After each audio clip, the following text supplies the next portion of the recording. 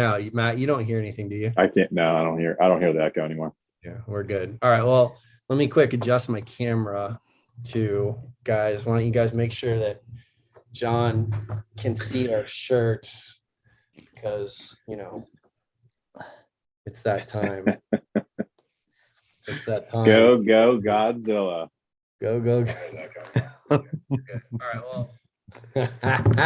Oh, you know what? I didn't eat any supper yet either. How about you guys? Did you guys eat yet? I didn't eat. I got some crunch berries. Oh, yeah. Oh man. Damn. Oh, you know what? Zernzak, I got crunch berries in here. Do you got crunch I got no crunch berries. Oh, Damn. All crunch berries. It's my midday snack. Berries. This is gonna be an awesome podcast. Man.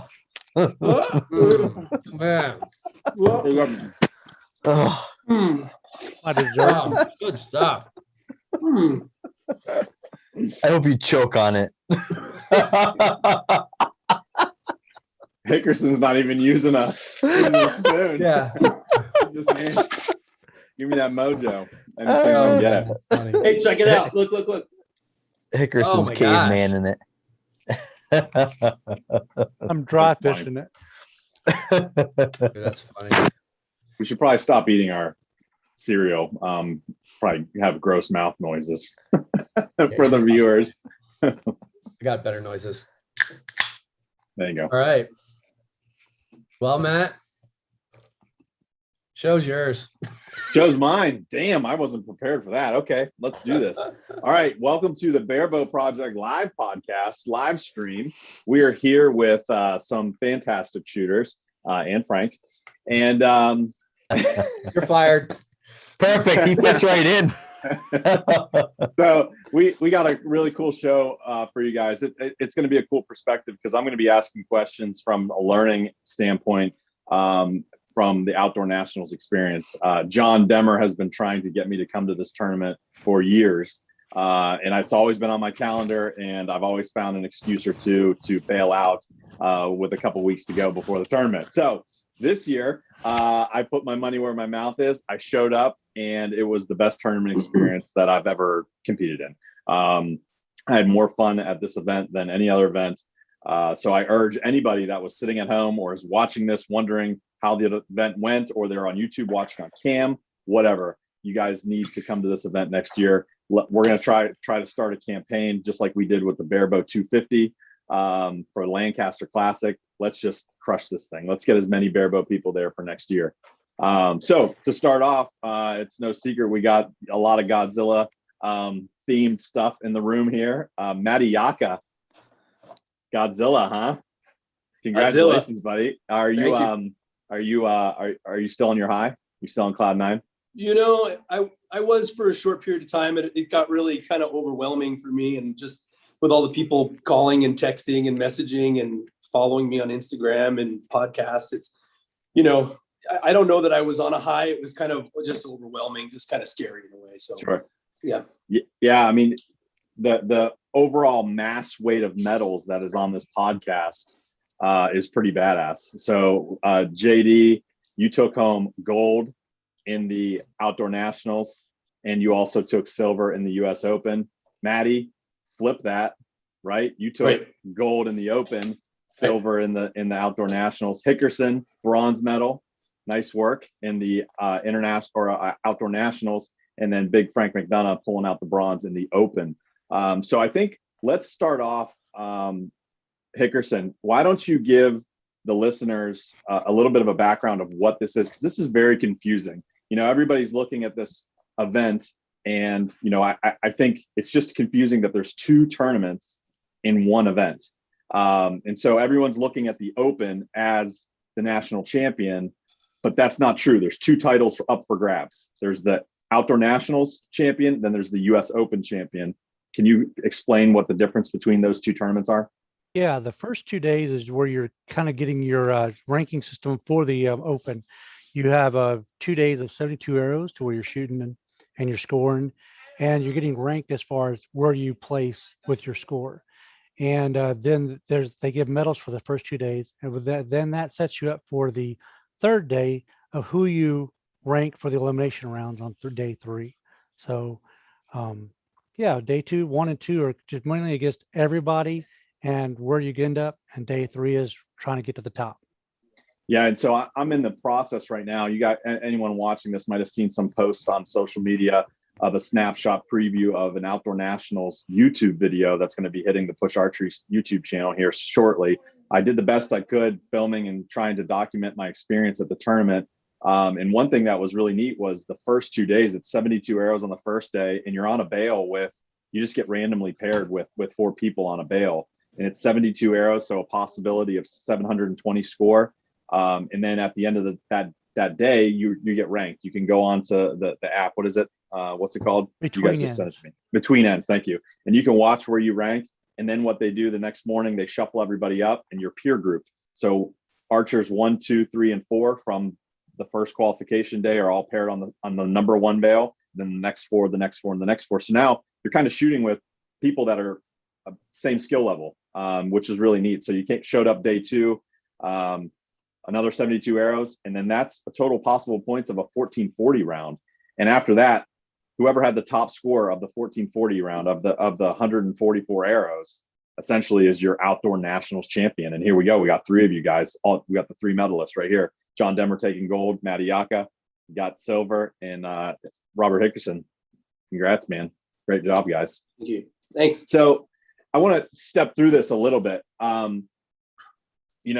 I found out how much I don't know about this game on the first day. It was shocking. Frank, why don't you tell us a little bit about how much of an archer's game this is? You have to understand your equipment, what the wind's doing, playing the game. Just give us a little bit of that. Yeah, this game is a mental grind. I mean, indoor archery is as well. You don't shoot as many arrows, but you don't have all of the other stuff to contend with. So you're shooting, 72 arrow rounds. 72 arrows in and of itself is a lot of arrows. So then to do 2 days in a row, and then to also have to pay attention, which direction, is there wind? How much sun is going on? How much water are you consuming? How much food do you have in your system? Crunch berries or not? When you use the bathroom, is the wind coming at you? Is it coming from behind you? Is it side to side? Is it switching? So like the environmental factors and all that stuff. But on top of that, we have to keep our brain focused enough to shoot as many arrows in the middle as possible. And 4 minutes is a long time. And you literally can lose your shit in that 6 minutes.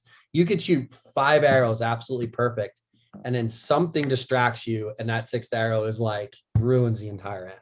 Why don't you take a moment and kind of describe the flow of the 72 arrows, like how many arrows per end, that timing, and just give the listeners a little bit of a breakdown of that. So the typical round, the qualification round, starts with 2 practice ends typically.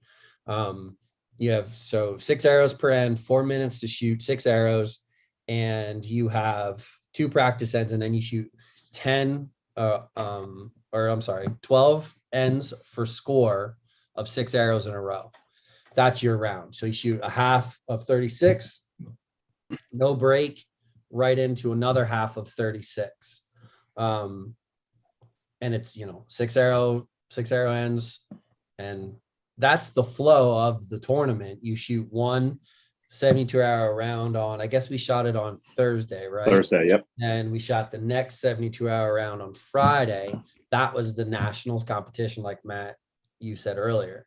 And then that ranked you then going into Saturday, which was our US Open, where it was head-to-head match after match after match after match, literally starting. What time do we start, guys? It was early. 8:20 every day. Yep. And then finishing up, these guys shot the Open 2:30, 3:30, 4:30. I don't even know. It was pushing 4. Yes, close to 4. Yeah, you guys were near the last match, and I think we were the last match. Ended around 2:30. Save the best for last. There you go. That's right. Absolutely. So Matty, after day 1, where were you landing in the rankings? I was in second after day 1. After day 1, and did you make any adjustments? Did you make any mental notes or any changes? Were you happy with your system? Were you happy with how you approached the game on day 1? Yeah, I went in, I knew going in, I was shooting pretty well at home. I did pretty well at Yankton prior. I had a tournament local in Denver that weekend before, and I won there as well. And I just knew going in, I was, for me, shooting well, and I was comfortable. And after day one, I didn't think I did as well as I did on paper for score. People were coming up to me going, "Holy cow, dude, like, you're doing great, you're doing great." I didn't know I was in second. I had no idea until later on when someone told me. I don't ever look at scores. I don't look at scores. What's your tournament kind of experience? Take us into like why you got into barebow archery and just take us through that, because you have some pretty interesting background with the people you run with. So I think about 3 years ago, I started doing Olympic recurve. It had always been like not a childhood dream, but something that I wanted to do in my early 20s. An uncle of mine had showed me some articles of Justin Hewish, and I was like, "Oh, look at this guy's pretty cool. Like, look what he's doing."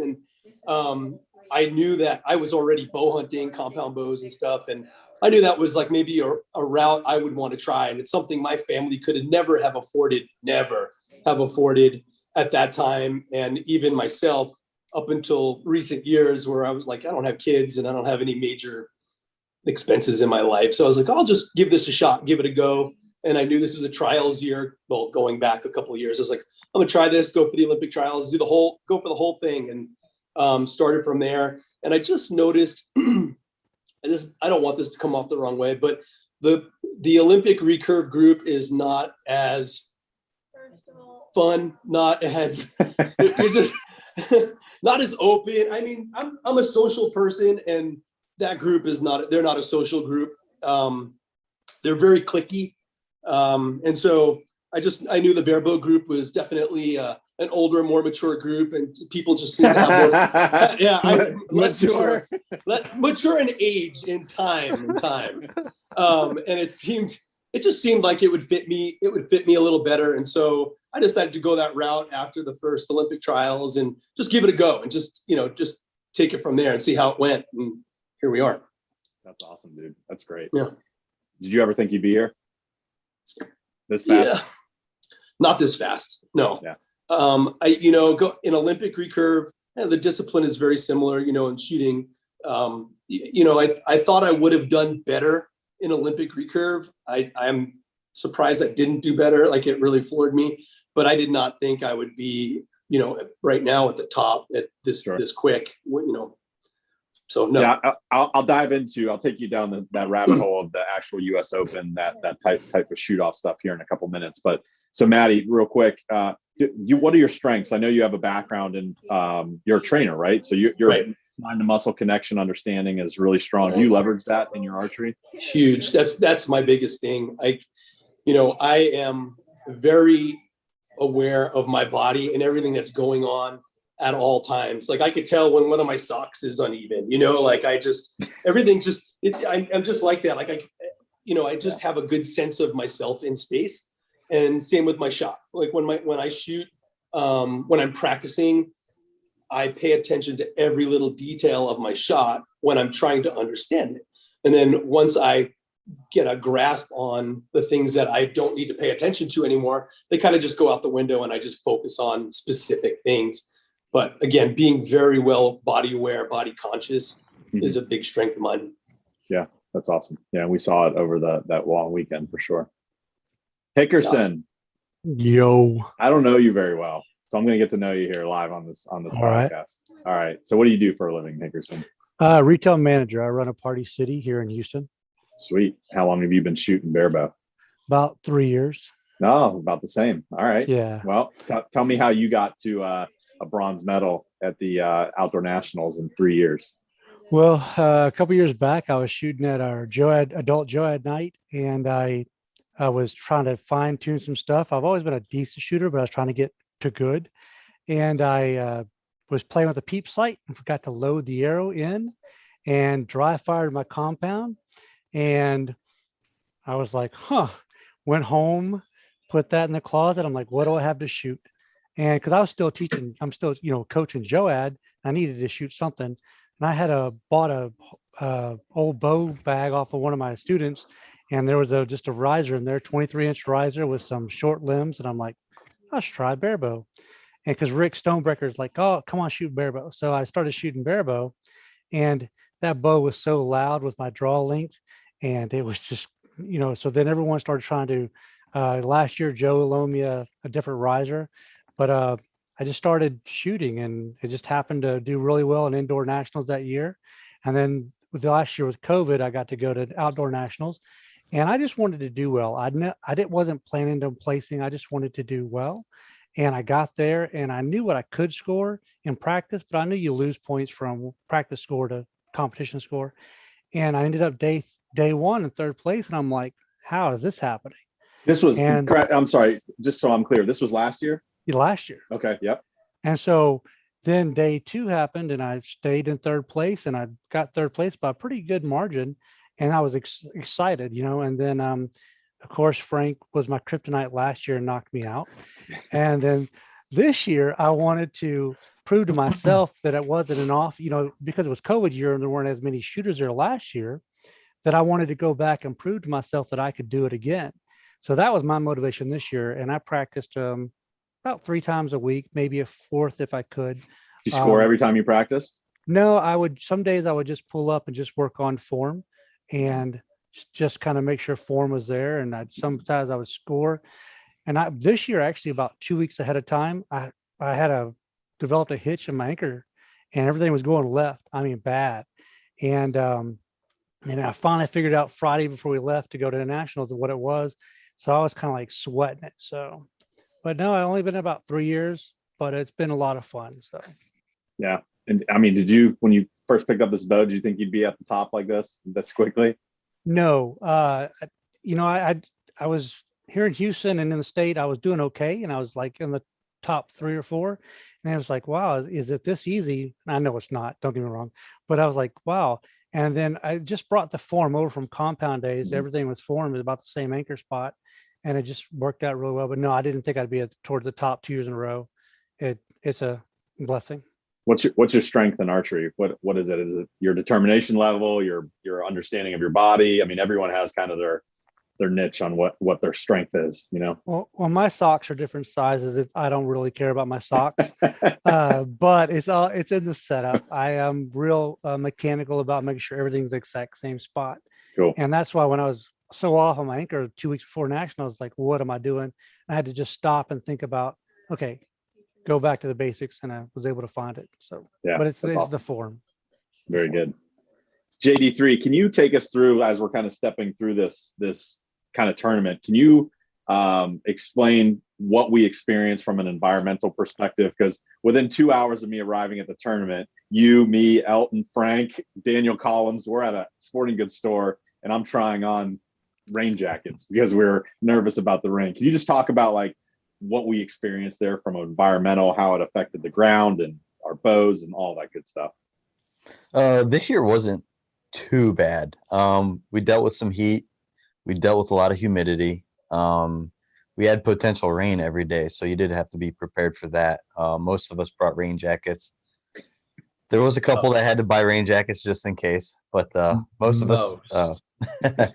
us know from experience that you have to come prepared. So we didn't really get to deal with rain, but we did deal with humidity and heat, like Frank alluded to before. How much we're drinking, you got to pay attention to that stuff, because if not, it wears on you. You start getting mentally fatigued really early, really fast, and that can definitely take a toll on how you perform.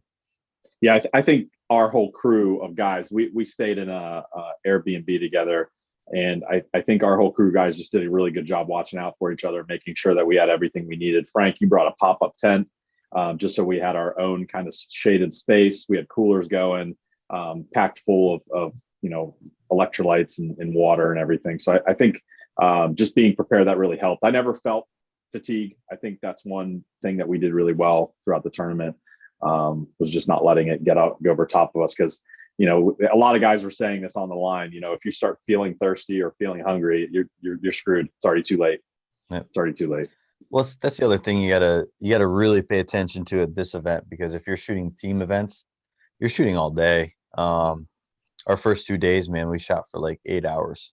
What seemed like at least 8 hours. Yeah. We did have a break in between for lunch, a quick lunch.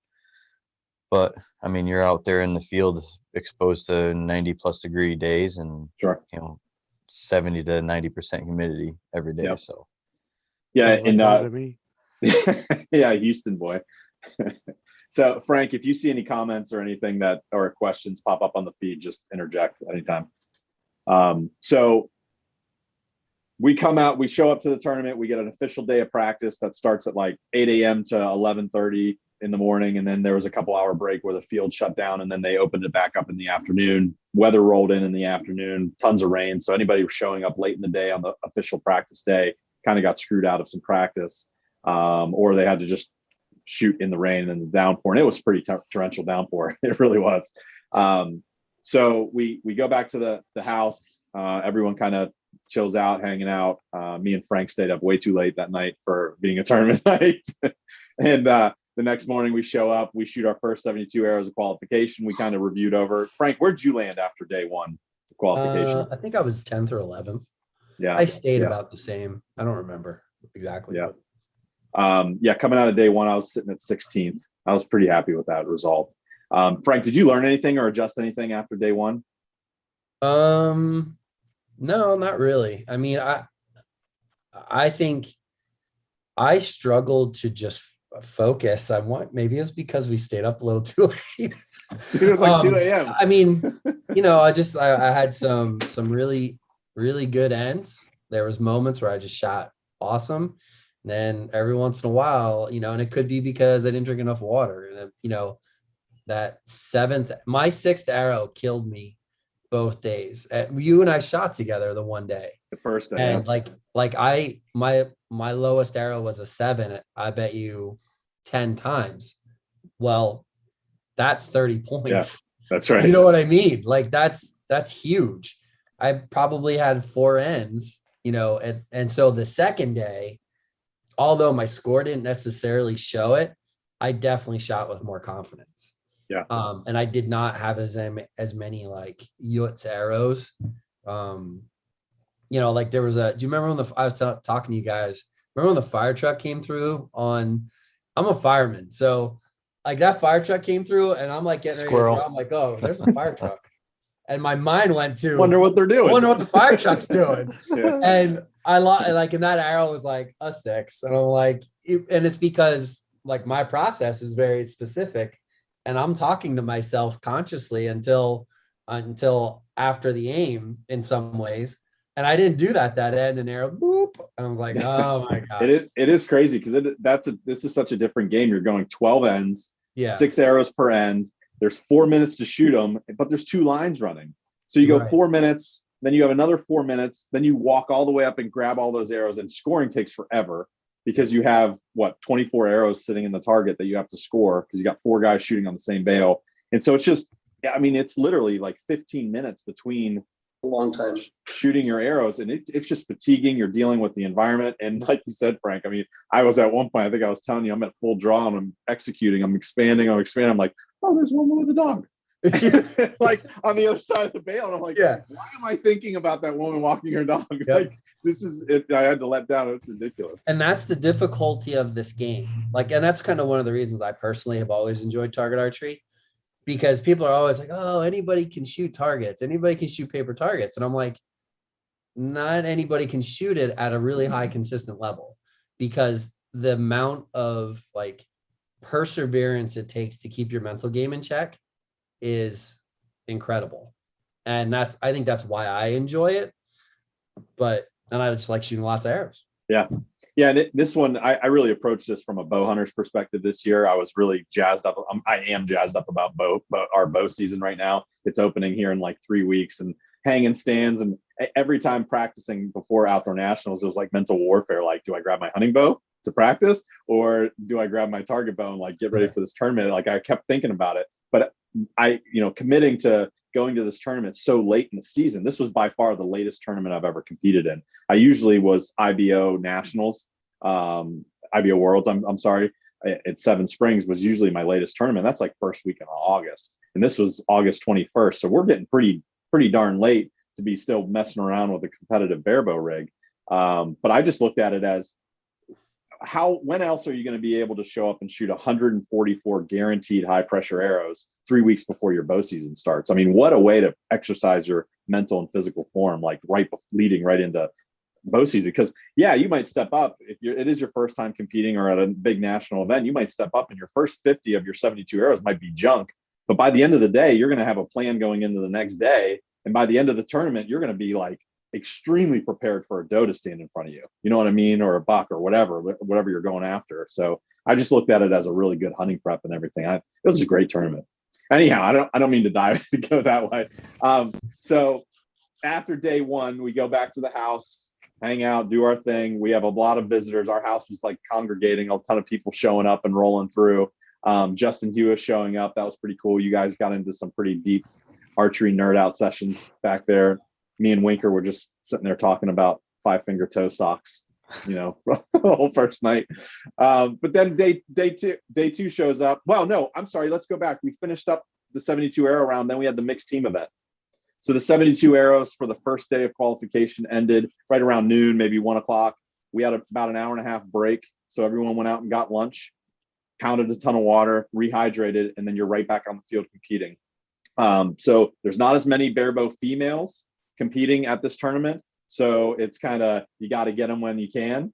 And so they kind of have the selection of the cream of the crop. So they know who's a shooter and who's not a shooter. So you can tell that it's like what's the dance where the women ask the guys? Sadie Hawkins. Sadie Hawkins. It's kind of like a Sadie Hawkins dance where they're not medals on the line. So they're going to make sure that they have a strong shooter for them. So it was cool to see the pairings. And so only about half the men were able to compete in the mixed team event. And let's talk a little bit about that. Maddie, why don't you bring us through? Did you compete in the mixed team? No, you did not. That's right. You didn't have a partner. Hickerson, did you? Yeah, I got to compete with Melissa Tennant out of Austin or San Antonio. Rick had kind of teamed us up and said, hey, she needs a partner. So we were able to get together and shoot the team round. I didn't have a partner either. So I'm with you, Maddie. You and I were sitting on the bench for that one. So Hickerson, take us through the format of the mixed team event and how does that work? Well, it's definitely you get, I think it's 2 minutes and 10 seconds to shoot three arrows each. 2 each, right? 2 each. 2 each. All right, thank you. And so you could either choose to rotate, have to shoot 1 arrow and rotate out, or you can kind of choose to shoot your 2 arrows and then rotate out. And you can't pull an arrow out of your quiver until you're actually both feet are planted across the line. And then you want to leave enough time for your partner, but you also want to kind of take your time to where you get a good, decent shot. So you kind of talk with your partner to find which one is a quicker shot. And I'm a little bit quicker on the shot than she was. So I gave her plenty of time because I know I can pull off a couple of shots really fast. And then you wait for them to shoot. They step off. They have to step behind the 1 meter line. Then you step in and again, get planted and then pull your arrow and then quickly but efficiently shoot your arrows and try to score the highest arrows. We ended up having to go to 1 arrow shoot off, but we just didn't make it past the first round with my teammate. So, and that's one thing I wish I would have really tried hard to find a partner to compete in, because I think that first day being able to enter into an elimination environment, an elimination situation is really, the more elimination arrows in that high pressure is going to prepare you for Saturday's elimination rounds for the individuals much better, or even the men's team or the females team round, the eliminations that happen on Friday afternoon. Frank, you were paired up with Maggie. How'd that go? It went really well. We practiced during the week. Tracy Lyons came to my range and worked with her a little bit, and then they shot together because they were a women's team. They were on a women's team together. So we had practice coming in a little bit. But Maggie, I'll be honest with you, because I struggled a little bit shooting during the day. Maggie carried me for the first at least 2 sets. I mean, she was fire. That kid was fire. And then I have an amazing struggle a little bit. Then I turned it on in the end, and then that carried me through then the rest of the weekend. But yeah, we landed well, and we ended up taking bronze, which was pretty cool. to take. That's got to be cool. Taking back bronze with one of your students like that. So cool. So cool. And she's such a good kid. She's actually, well, no, they already landed. They're in Washington right now. They're in Darrington for fields. So, yeah, absolutely. I mean, it's a dream come true in some ways for a coach to be able to not only have a kid who shoots almost as equally as good. She's damn near close. At moments, she probably is, without a doubt. John's like, yeah. But hey, at moments, that means most of the time. But in reality, from a coaching standpoint, that is without a doubt of a coach. And to be able to not only see that kid shoot that good and be on the same team for an event, dude, dream come true. That's all I gotta say. Probably the highlight of my weekend. Yeah, I can imagine. After that, did you feel yourself like, did you feel any pressure kind of bleed off of the weekend after you guys took bronze together and like knowing that was like a really highlight of your coaching and everything? Yes, 100%. So like everything else on the weekend was just gravy? Yep. But it set, I think finding that small window of success, bronze or not, it set the tone for, I know what I need to do the rest of the weekend. Yeah. Yeah. So there was definitely a mental advantage to that. Yeah, you definitely shifted after that. After you won bronze in the mixed team event, there was a shift in how you were shooting. Well, there's also other things that happened during that little stint of mixed teams that maybe turned up my energy a little. Yeah, right. I also carried that, may even helped a little bit. I don't know, but sure. So John, you were paired up with Susan Snyder. You guys got into the gold medal match against Stonebreaker and Claire Z, correct? Mm-hmm. You want to talk a little bit about that? No. Why not? So Why not? I had an interesting moment when the matches first started. So our first match with Susan, we got through the 2 practice ends. I do want to make one quick correction. We have 1 minute and 20 seconds to shoot our 4 arrows. So it's pretty fast paced. You get like average 20 seconds an arrow. But like Robert said, you got to figure out your team strategy. Susan's a little bit slower, and I told her, don't worry about it. You know, I can shoot fast. If I need to shoot fast, I can shoot fast. I can get my 2 arrows off in 20 seconds if I need to. So don't worry about it. Just shoot your pace, and I'll make do with what we got. So we get to our first match. She shoots her first 2 arrows. I shoot my first arrow. I go to load my second arrow. I have no more pin on my biter button. I snap my pin right off. So I look at it. I'm like, oh well, take my bow, throw it in the back. And I had two friends. No, like, so you're downplaying this too much, because that's not what happened. You shot your arrow. You went to load your next one. You look down. You turn around without saying anything to anybody. I just left, running back to your backup bow that's back underneath the tent. Left your partner hanging there. So Susan's standing there going, well, I guess he's not shooting his second arrow. And so then it was just, everyone went down to score, and it was like everyone was just helping out, trying to get your bow back together and stuff. That was really funny. But it was funny. Scott Bills and Elton, I think, both of them. I gave them a pin, and they swapped out parts. And my equipment, I don't lock anything down, so they started unscrewing things, and it came apart. And they're like, they told me after, like, we don't know if this is right. I'm like, I look at it, I'm like, no. Yeah, that looks about right. That looks good. But then, after that, it was like, Susan's like, what happened? I'm like, I just had equipment failure. We'll get that fixed on the next end. She's like, oh. I'm like, don't worry about it. Just shoot your shot, and we'll get through it. The mixed team event was set system, right? Yeah, set system. Yeah. So thank God for the set system in a situation like that, right? Yeah, we actually were fortunate enough to win that first set. We shot our 3 arrows pretty good. Yeah. We were lucky. Doesn't always happen. We got lucky to win that first end. But it was pretty smooth sailing from there. Was shooting pretty good, and then we face Rick and Claire for the gold medal match, and just shoot your best, and whatever happens, happens. Rick really likes to stack his team every year with Claire. So Yeah. Claire, like normal, carried the team. So the Seems to be interesting a thing theme. with that match was they experienced 2 foot faults in a row.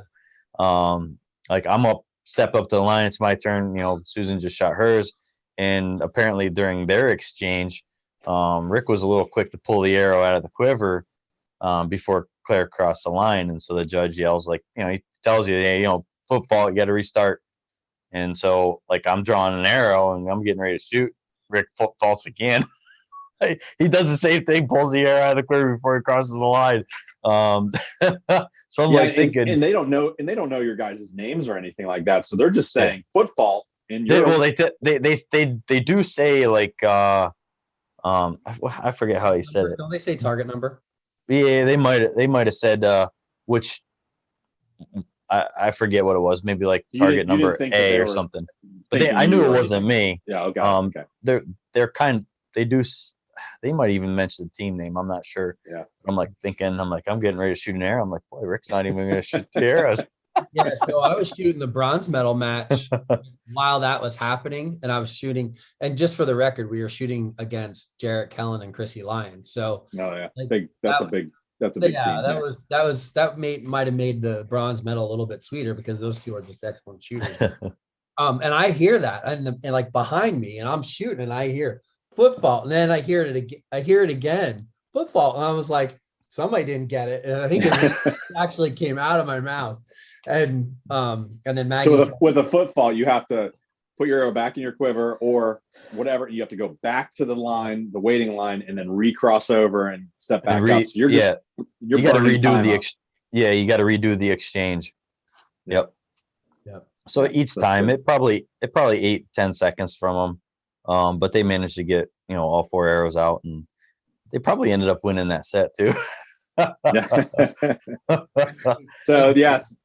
So they took gold, Claire. They ended up taking gold. Susan and I took second. So yeah, it was a fun event. Because you never know what's going to happen with team events. You never know what's going to happen with head-to-heads. But then you had the wild card of partners. Sure. Sometimes you got to pick your partner up. Sometimes your partner picks you up, and sometimes there's just nothing neither one of you could do. Hey, John, will you elaborate? We have a question in the comments just about explaining how the team rankings actually go to prep. So, okay. Oh, good question. Yeah, excellent. So the mixed team, what they do is they take your first day qualification scores.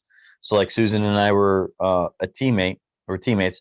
So they'll take her scores and my scores, add them together, and Claire's and Rick's, they're teammates. So they take Claire's and Rick's, add them together, and that's like their total points. So Rick and Claire was seeded 1, Susan and I were seeded 2, and so on and so forth. That's how they do it off of the first day of ranking, because we're shooting the mixed team after day 1 ranking. And so say there's 16 teams registered. First seed would play 16, second would play 15, and then it's just a single elimination bracket that way. Yep. Very So good. And then it's the same way for the solid teams too, except for it's after day 2 rankings, and that's how they seed the solid teams too, the men's and the women's. Awesome. Good segue. Let's get into day 2. So we show up, wake up in the morning, by this time we're in a groove, right? We've been at that location since Thursday, shot some arrows, got familiar with it, shot an entire day's worth of arrows. And they're long days. Like we said, you're there starting at, 7:20, we're rolling in there, and we start shooting an hour later, get a couple practice arrows in that you can blank bail, warm up for, I think, like 30 minutes. So you can only stand a couple feet away from a blank target in the mornings. And then you get 2 ends at 50 meters with a target on there before your official scoring. So we did that day 1, mixed teams, and now we're done. It's like 4:30. Everyone's starving. Everyone's hungry. Let's go get something to eat. And then we're kind of whooped. You got a lot of guests in the house hanging out. Wake up early next morning, do it all over again. Second 72 arrows. This time, you're like we mentioned earlier in the show, your peer groups now. So the top 4 archers after day 1 are on the same bail, and so that's really cool to watch. A lot of crowds start kind of gathering. If you're not, if you're further down the bail list, you can see that a lot of people start kind of congregating after they've done shooting their arrows, trying to catch some of the top shooters and watching them shoot and everything. So it's just a real cool social event. That's one thing I really like about this event, is that there's so much time between shooting arrows. You're not in a rush. It's not like indoor where you're kind of just back and forth, and you're kind of sprinting everywhere. Like, if you have to go to the bathroom, you got plenty of time, right? There's no rush. It's just a really cool, lazy day. But it's weird because that's also the challenge of it, is you can't let that creep in and kind of take your intensity down. You got to stay at this intensity level the entire time. So day 2, Frank, tell us about day 2 a little bit. So day 2, you do your your second day of qualifying, and you have to not let where you're currently sitting. Like, you can't let, I mean, I guess it depends on how you're motivated. For me, Yep. my goal was just to be more focused on more arrows. That was it. And in some ways that actually happened. I think, do we have some wind day 2, if I remember Yep. correctly? Yeah, we had wind. No. Was it day 1 or day 2? No, day 2 was like perfect. Yeah, day 2 was, we came into day 2 and we were like, I think there's a good opportunity for some high scores today. But I just wanted to stay consistent and try to reduce the amount of like demers that I threw out there. And 1s and 0s, by the way. I don't do one. Far right 1s and 0s. I did have 1-0. Now I take that back. I actually had a 0 too. Yeah, I know you We'll did. talk about that later. But yeah, and it was around the same. I was floating around 600. I think I did 598 comes to mind or something. I don't even remember what it was. That was the first competitive tournament I've shot since March. So like, I wasn't kind of, I was shooting like 320s. I think highest I shot was 325 in practice, during the months before, but I almost didn't even come to the tournament because I had that wisdom tooth surgery. So it was like on the fence. It is what it is. I still felt really good. And then the second half of day 2, like, things really started to gel. Like, I really started feeling confident. And then that rolled into the solid teams. Yeah, that's awesome. So day 2 kind of wraps up. We award our outdoor national champions. John Demmer, gold medal. Very nicely done. Matty Yaka, silver. Nice work. And Mr. Hickerson, bronze medal. Love it. So after that, I mean, you guys are all jazzed up. Here we go. Got a medal around your neck. Anything to talk about for the actual qualification rounds? Any notes, Maddie? You haven't talked in a while. Like, how did you feel with your second 72 arrows? Were you getting in a groove at that point? Pretty. No. No. So day 2 was rough for me because there was a lot of pressure just from everyone talking about me, and that bothered me. And then I had Demmer on A and I was on B. We were in the same bale, of course. Wow, so you're shooting the same line, so you're having to step up. Not just already. So he's behind me, and the cool thing about all of us is we want to help each other and we want to see each other succeed. And so it's funny, you have Robbie all day was like, I'm coming for you. No one's really going for Demmer, right? If you think about it, he's not even playing with us. Speak for yourself. I mean, I don't speak for myself, but it's like, kneecap him. but at the same, I mean, he's almost playing. His own game. What you're saying, Maddie, is for cumulative score, right? Nobody's playing that game. So just so everyone's aware, it's like we described, the outdoor national champion is 144 arrows total score, wins the gold medal. And I think I'm looking at the score here. John, you shot a 13-17. Maddie, you were shooting a 12-47. It's like you're referencing. I mean, that's like 70 points. 70 points. Yeah, that's a 70-point gap, right? Yeah. And so coming out of day 1, I was like, well, maybe there's a chance I could catch Demmer, but he was 20 some odd points ahead.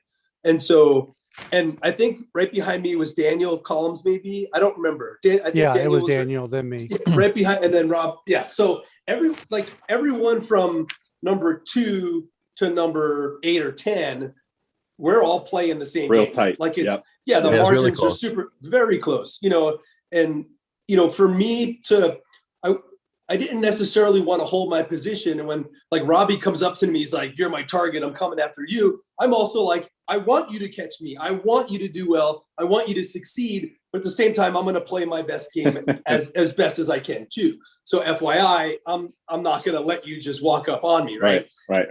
And I want to see everyone be in the same position I'm currently in. Everyone is so cool and everyone's having such a good time that we want to see each other succeed. And so anyway, going into day 2, I had John at my back, and it's funny, he's in the scope, and I didn't bring a scope, and he's in the scope with each one of my shots, and I'm like, John, get the hell out of your scope, because I know he's watching me.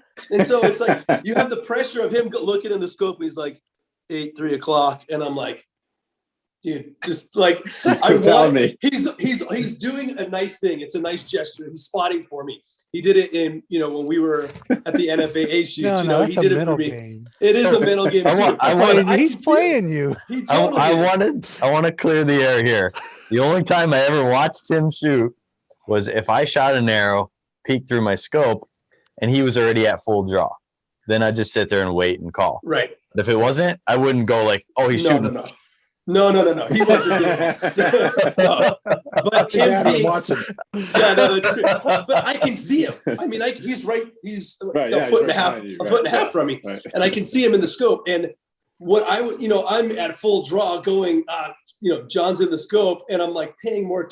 You end up paying more attention to him. I was ending up paying more attention to him than I was my own shooting, and my initial part of that second day went to shit. I mean, I shot pretty well on day 1, but again, he was on B, I think, and I was on C, so we weren't even near each other. He's sitting down while I'm shooting, didn't play into that role at all. And then when it was day 2 for me, and he was right there, it was a little, just him being there was pressure for me. He's an intimidator, but not in a, you're not doing it in a mean way. You're being helpful, and I understand that. But at the same time, or who you are to me or us, it's kind of intimidating having him look in the scope, watching your shots. And he said, even for me, would you say something like, try to impress me or try to show off?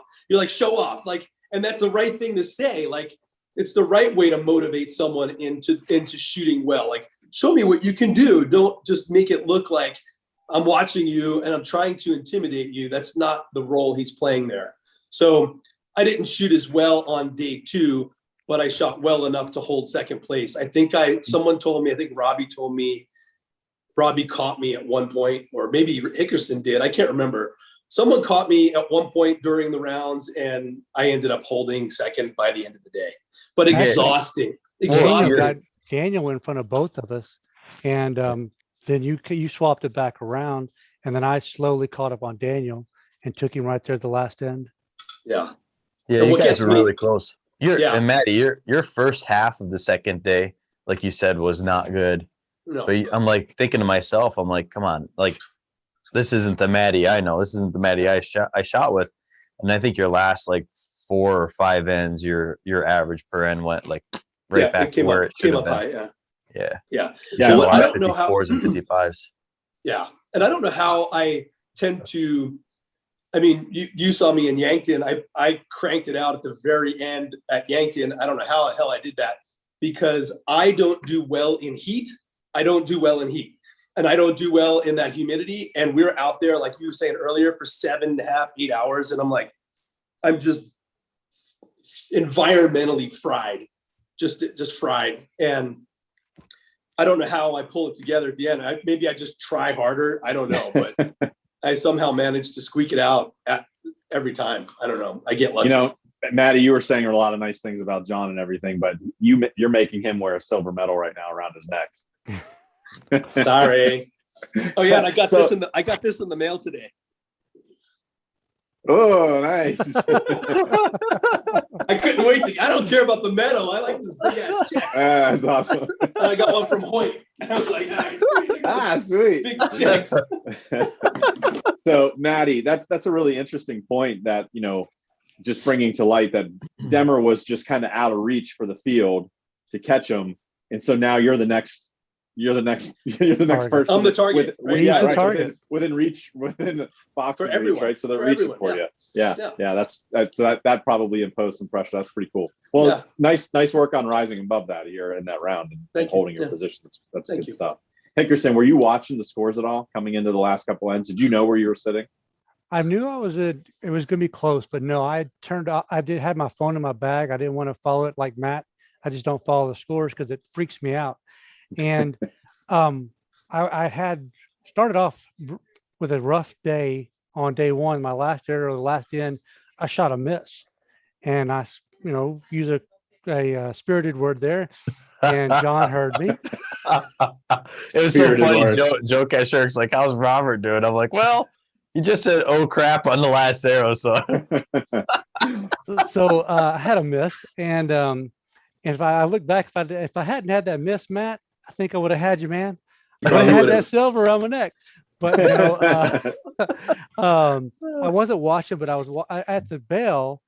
I was calling score, but I was able to see what Daniel was doing and what I was scoring, and I knew that the gap was getting closer. And then the last end, I knew it was close, but I didn't know if I was up or if I was down a few. And I wasn't trying to watch Daniel's arrows, but we were just shooting opposite. I'd shoot, he'd shoot, and I was kind of watching his arrows, and he got like a 6, and I'm like, okay. Then he got a 7, and I'm like, okay. And I got like an 8, a 9. I'm like, all right, I'm in this. And that's where my mental game was like, I deserve to be here. It's mine to win. And I just kept telling myself it's mine to win. And at the end, I looked down at the bell. I used John's scope, and I looked down there, and I'm like, okay, I think I got this. Then I ran back to my phone, pulled it out real quick to see where I was before, Right. before where the scoring was before we shot the arrows. And I actually was up by 3 over Daniel before we shot the last 6 arrows. So I knew I'd gotten third, but I was like, I was shaking, man. I was like, again, I wanted to prove I could be there again. So Sure. And for me, it's funny because Rob, you said something to me. You're like, I think I might catch you. We were like right at almost at the very end. You said, I think I might catch you. And in all honesty, oh, that's a mental game right there. what? Oh, no. I wasn't Yeah, going look. to say there. No. but at the same time, I I'm had an innocent over here. I truly had. I don't pay attention. All I do is shoot, and all I could think about was, okay, he's catching me. Good, great for him. I don't even know where I was. So for you to say you were catching me, I'm like, okay, I had no idea I was still first behind Demmer. That same thing happened to me when we were in Yankton. I had no idea I was shooting for second place. I didn't know I passed Joe Kesherk. I had no idea I passed Joe. And I was shooting against that kid, Chris, and I had no idea that was for second place.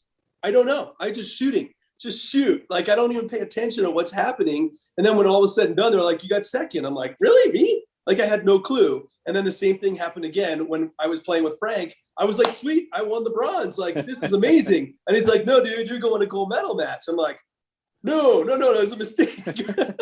Like, yeah, that's how little I pay attention to what's going on. I just want to shoot. I want to take my competitor hat off for a second and put my coaching hat on, because what Robert was talking about, like, he put his phone away, and some people are motivated by that. And if that works for you, great.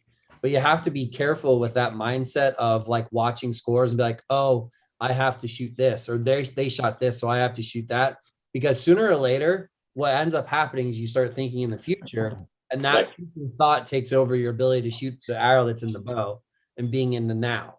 And that's the present process thinking idea of like, I have to be in what I'm doing right now. I don't care what they shot. And I have the same mindset, Matt. Like, when we were shooting, I had no idea what your arrows were hit, where they were hitting. And I learned my lesson my first year at the Classic, because I shot really, really good and qualified 10th.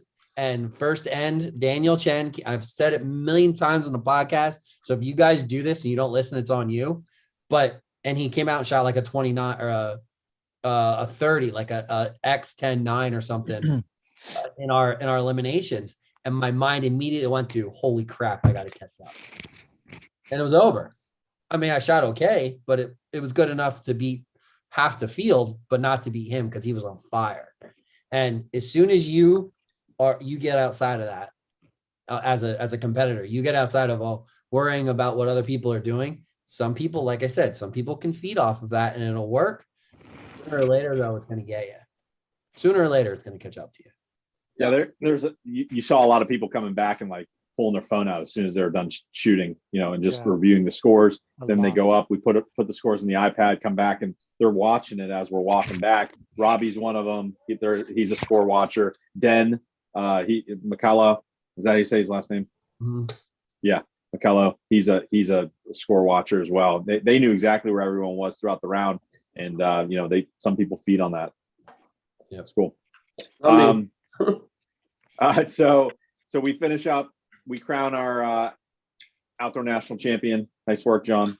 And then we move on to men's team eliminations and women's team eliminations. And I do want to apologize right now because there's a lot of this stuff we're not covering, a lot of open questions on like the ins and outs of what's happening on the women's side.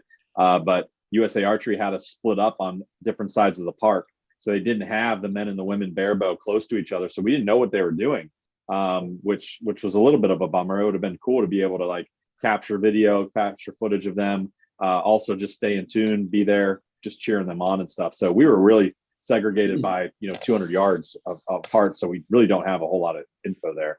We don't, but however, shout out to Marcel Lawrence. So everybody who watches this podcast, you need to thank that guy because he stepped up the way for the entirety of the barebow community. Between him, John Winker, Matt, you might have taken some photos. Alton might have taken some photos. No photos. I didn't do any photos. Almost 3,000 photos of all of barebow for the week. That is awesome. So just sorry for the interjection. Great photos. No, it's good. Great photos. No, he's very amazing talented. photos. And then it's cool editing and uploading more at night. Yeah. Files and themed photo albums and stuff. Like, dude. He did a great job. Yeah, he stayed with us at the Airbnb. Just a cool, great guy. Just really cool spending a lot of time with him. And I mean, he was there. Everyone's hanging out, bullshitting, drinking some whiskey and everything. And he's back at the kitchen table, just pounding away, editing, uploading, keeping everybody live, up to date. That's can't be at the tournament with all the pictures from the day. It was just really cool that he did that. That was really neat. So anyhow, we move into the men's team eliminations. This is where we have, actually, you know what? I'm not going to keep talking. Demmer, tell us about what men's team elimination, the format, and how that works. So it's very similar to the mixed team, except for now we have a third member. So now we shoot 2 arrows each, 3 members. So that's 6 arrows total. And like I said before, you get 20 seconds an arrow. So that ends up being 2 minutes. You got to shoot 6 arrows. So that's twice as fast as qualification round. So things can get a little hectic at times. You just got to stay relaxed. And all the seating is done just like before, except for now it's after day 2 totals. So my team, for instance, was Scott Bills and the crazy Welsh.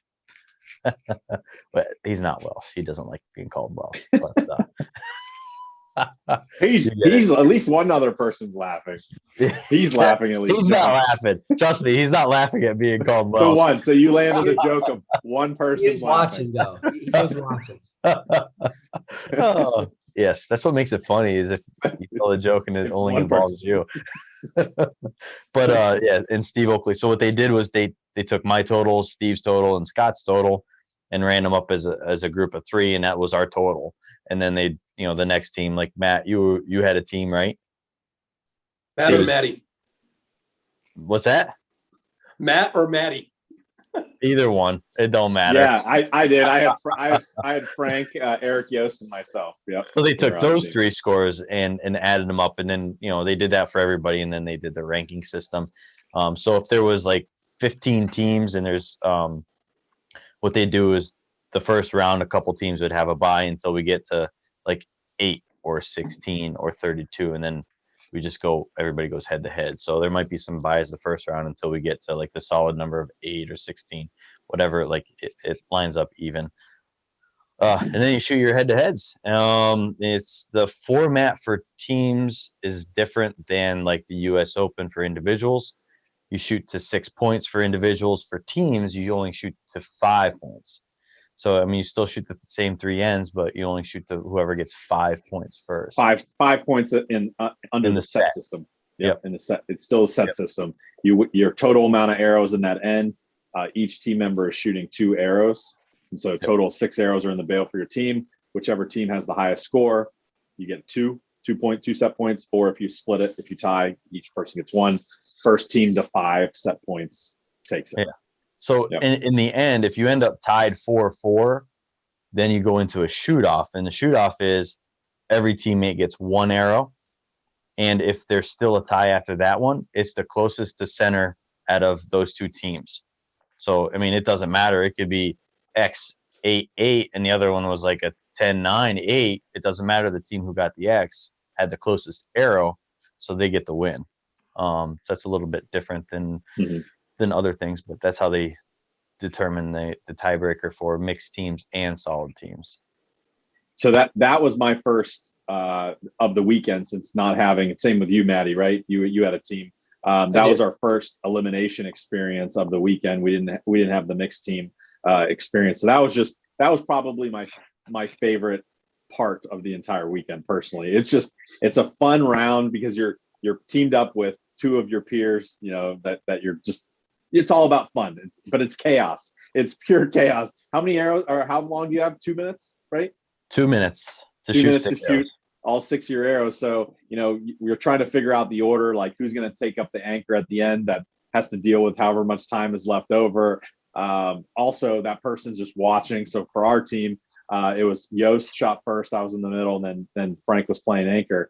And it's just fun. It's just chaos because like you shoot your 2 arrows and you're kind of like trying to do it pretty hurriedly, and then you're off the line. Someone's back up, but you're doing that with two teams of 3, and it's just like the whole line's filled with 2 teams of 3 competing. And everyone's chattering like, "Yeah, baby, let's go! Nice shot!" It's just loud. It's just chaos, and it's just so much fun. It is so much fun. Matt, we actually won. We actually won a championship. Remember practice day? That's right. That's right. Hey, you can't forget that. So the interesting thing of watching team event is you just sit there and observe. You can see which teams are more relaxed, which ones are always in a hurry. And the funny thing is, it's 2 minutes. It doesn't sound like a lot of time, but if you run a normal shot and you don't let down, you just run things normal, you got plenty of time. The last shooter will still have like 15 seconds after their last arrow. But it is interesting to watch some teams, especially the rookie teams, just hurry, and they get done with their last arrow, and you're like, dude, you got like 30 seconds left. Yeah, that was a lot of fun. So let's step through that. So Frank, you mean Eric? What happened?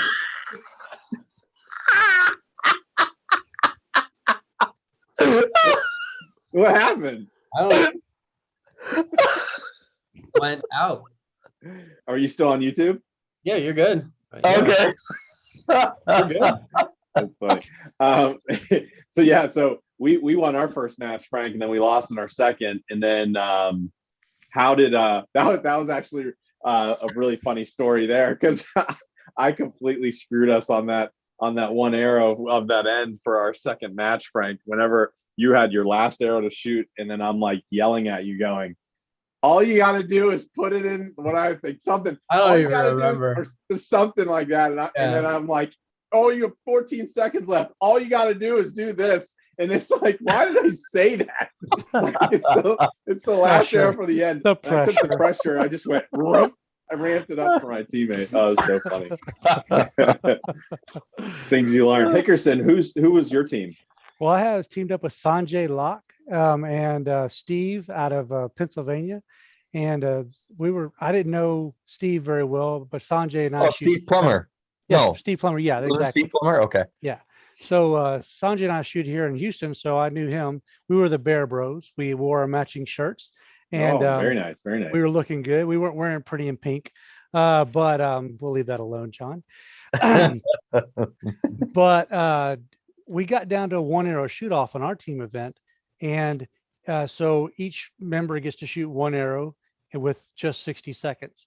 And Sanjay started off and shot a decent arrow. Steve steps up and shoots a great arrow, shoots a solid 9 on the wrong target.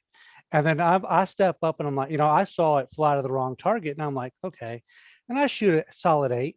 And then the next guy, the team next to us, their last shooter, because someone in the background yelled, "Oh, he shot the wrong target." So in his mind, he's like, "Oh, we got this." He shot a miss. And I was like, "What's the score?" Because I wasn't looking at the scope at all. And then we ended up losing by 1 point. But if he had shot his 9 on our target, we would have won because he was also closest to the middle. So, Or if you shot a 10. yeah, thank you. Thank you. Exactly. I appreciate that, John. That 10 was elusive all weekend long, right? Call me Mr. 9. That's all I am. Yeah, call me Mr. 9. That's the funny I would thing with love the to be team called event. Mr. 9 that weekend. That would have been great. That's the funny thing with the team event. You can look at so many arrows. It's not always on you, or you didn't always Mhm. fail your teammate. It's like it's just a collective group of Yeah. the brotherhood of the bow, and it's the whole thing. You just work as a unit. So it's like there's no blame ever on one person or the whole team. It's just No, it was fun though. It was a lot. It was so fun. That was my favorite. That was the highlight of my In weekend, my for sure. opinion, USA Archery would be better served to cover that closely and put it on live feed because it is so entertaining. Yep, absolutely. Without a doubt, so it is the entertaining. highlight of the entire week. Yep. Of shooting is doing both the mixed team and that. It's just that's Dude, I think you and I were talking, Frank, on like how awesome would that be if like Lancaster or some indoor tournament did a team round. thing. That'd be Absolutely. so freaking awesome. Yeah. Be so I don't know have you guys felt the same way, but I thought it was probably the most relaxed shooting we did the whole weekend. It was just because it was that much fun and everyone was having a good time. It was just very relaxed shooting. It was comfortable and it wasn't there was no stress, even if you did poorly. But it had a was level still of seriousness to it. Yeah, it had sure. a level of serious that you were like, but it was yeah, because fun. you want to perform for your teammates, right? Yeah. So it's there's no external pressure on you. It's all internal pressure in that. So it's still there's definitely still pressure arrows that you're shooting. Yeah, for sure. and you Who have were you good teamed up with, team Matt? banter. I was with Tom. sorry. Oh, sorry. No, go ahead, John. No, I was gonna say you have good team banter going back and forth too in the mixed team that you don't get like regular head to heads and in the qualifications. Yeah. I was with Tom Johnson and Spanky Brooks. No, cool. Yeah. Yeah, and I took Robbie's place. Robbie had a meeting he had to do online or something, and he had to give up his spot. So I went there with no team, and then Robbie's like, I have to give up my team spot. So I took it. Oh, sweet. That's Worked awesome. out great for me. Yeah. We almost had Matty Yako on our team, Zernzak. We were close. Why? Why was that? Because of Eric? Mr. Eric Yost forgetting to sign up. Oh yeah. Nice, Eric. That's right. That's right, Eric. We love okay, you. buddy. So what were the John? Why don't you take us through the results? What were the end results of the men's team rounds? Oh, we shot against Rick Stonebreaker, Joe Kashurik, and Nesbitt for the semifinals. Yeah. And Scott, Steve, and myself we were rolling pretty good. I think we went right through them, but I mean we were shooting really good, all three of us. Like it's one of those things, if you got two team members shooting really good and the third one is shooting okay, it could probably be a crapshoot how it's going to turn out. But at that point in time, all three of us were just like, we were just rolling it. Same thing with the finals. I think we ended up winning 6-0. We were just rolling. Scott might shoot a 10 and an 8, and Steve will shoot an 8 and 8, and I'll shoot 10-10. The next end, it was like just flipped it. Scott would shoot like an 8-8, Steve would be 10-10, and I'll be 10-8, and it was crazy. Like we all shot really good. Kind of felt a little, I don't know, bad for the other teams because we were just like all three of us were just clicking at the right time, and I don't know if anybody could have got us that day, like ever. Yeah. It was just shooting so good. Yeah, that's a really solid team. Yeah. Yeah, it could like we agreed to be a team like 5 months ago, and Scott's like, yeah, we got this new guy, and he's kind of good. And I'm like, new guy, okay. I'm like, yeah, we could teach the new guy to shoot. And Kind of good. he ended up being pretty good. He ended up being pretty good. He was By way the way, better. by the we way, had Dillinger. Oakley's in the comments, and when you call him, what'd you call him? A crazy Welsh? Welsh, yeah. His response is WTF! Exclamation! Exclamation! Exclamation! And he said, "No sheep shagger here." Sheep stagger. Now he That's said great. he was standing in for Dilly, is what Yeah. he's because Dilly couldn't make it this year. Yes. So yeah, normally last year it was like Scott Dilly and myself. And Oh, because that's fair. Yeah. yeah, well, here's the thing. Someone stacked their team, so we're like, okay.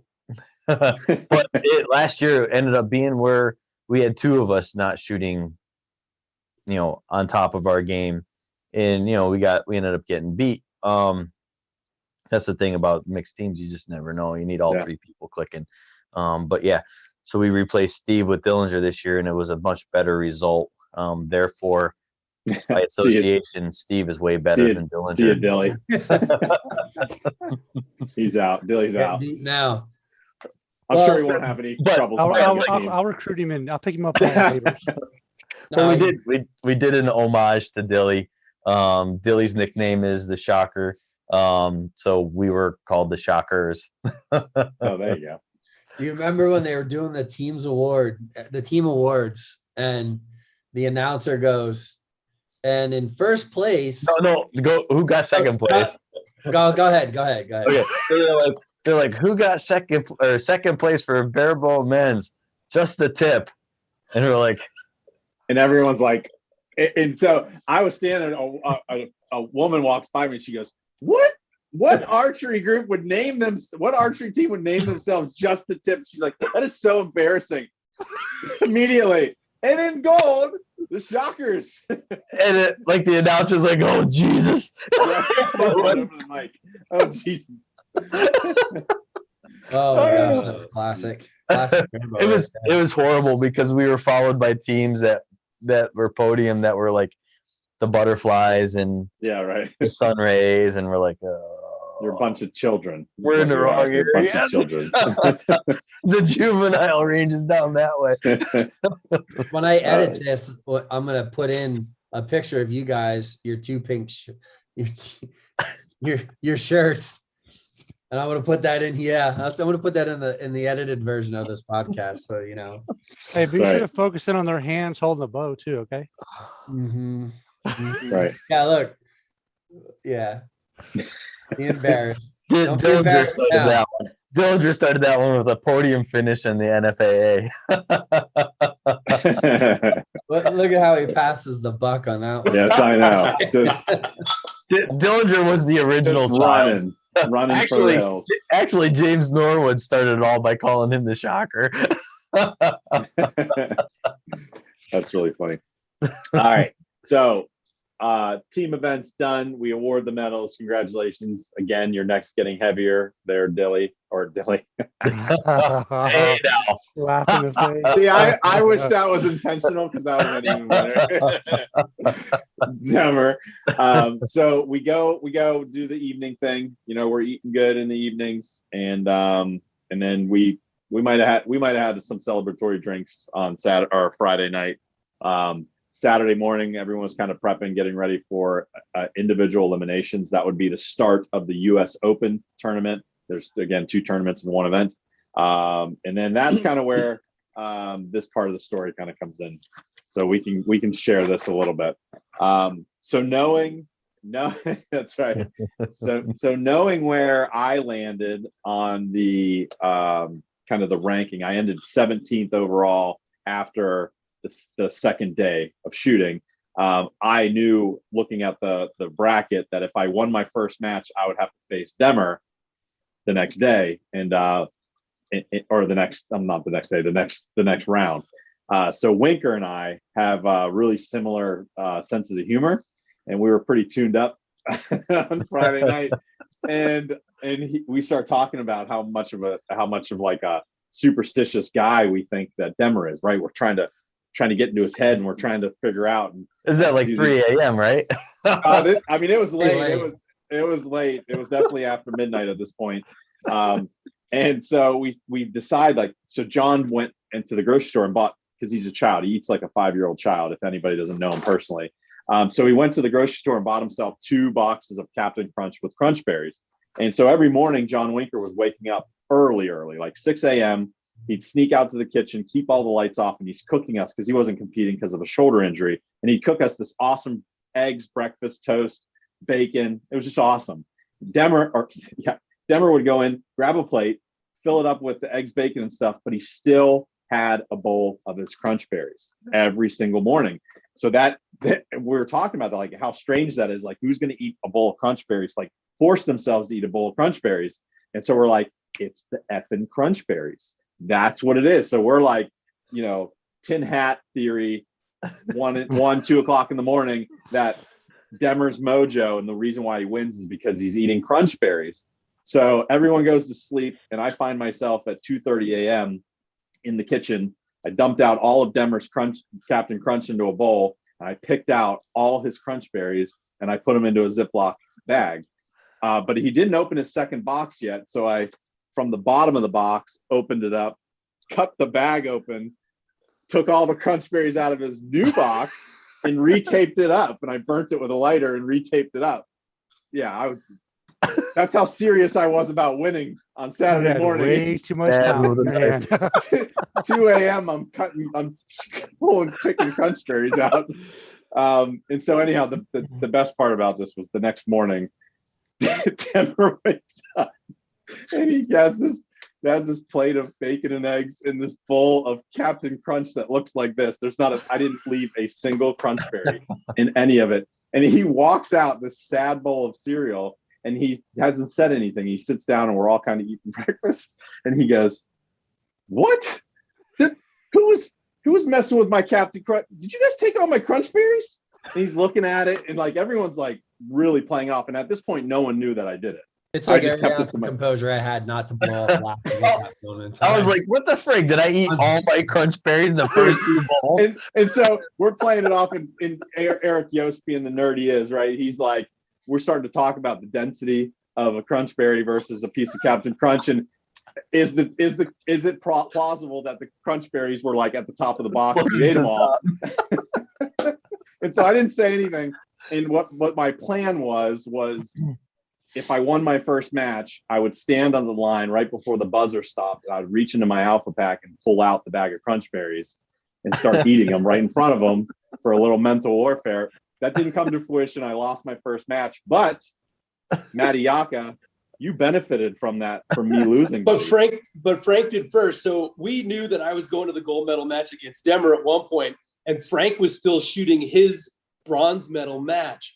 And so Zernzak came up to me from behind with the bag of Crunch Berries. And I'm like, he drops them on my lap. And I'm like, the hell is this? And Denver's like 8 feet from me, in front of me. And he's like, you son of a bitch. And like, so all of a sudden the Crunch Berry thing comes out. And then that's when I learned, because you guys alluded to it when we were at the house that night. You guys were like, we got a big plan. And you didn't tell me what the story was. So now I got the bag of Crunch Berries.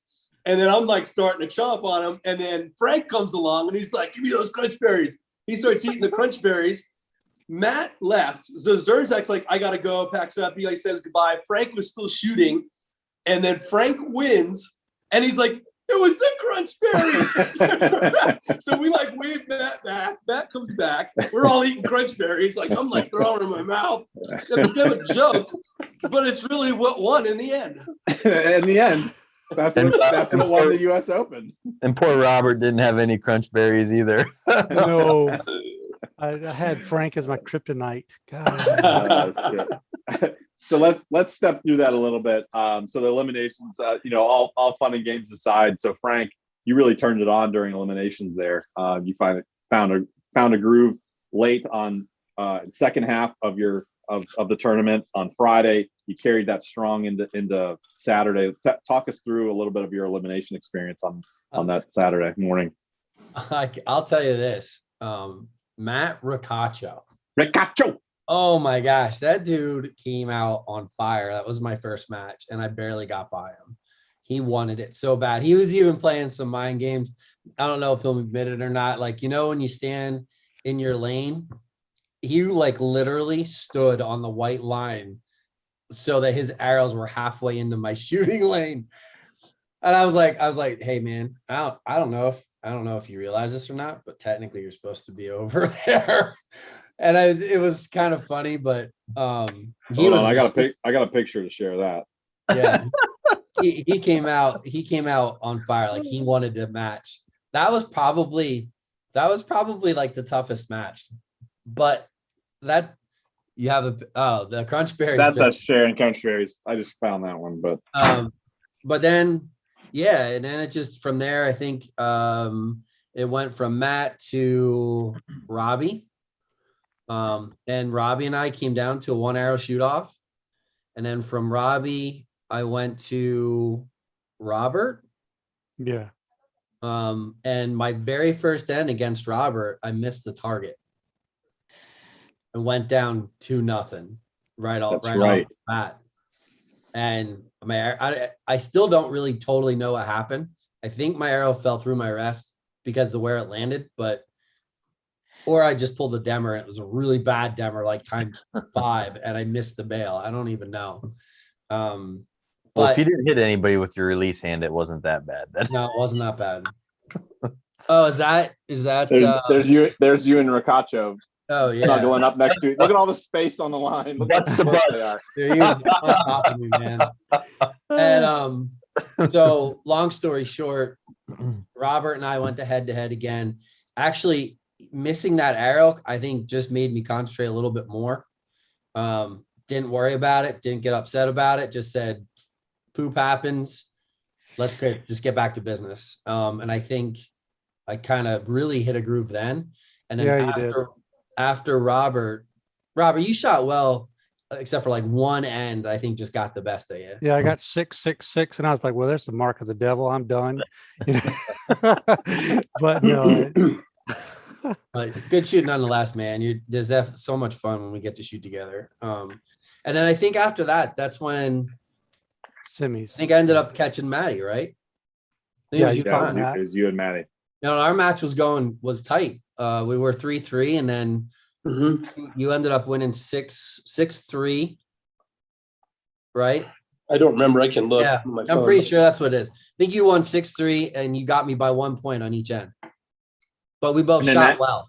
And at that point, that was the deciding to go against of who's. Yeah, that was not for a medal at that point. You had John.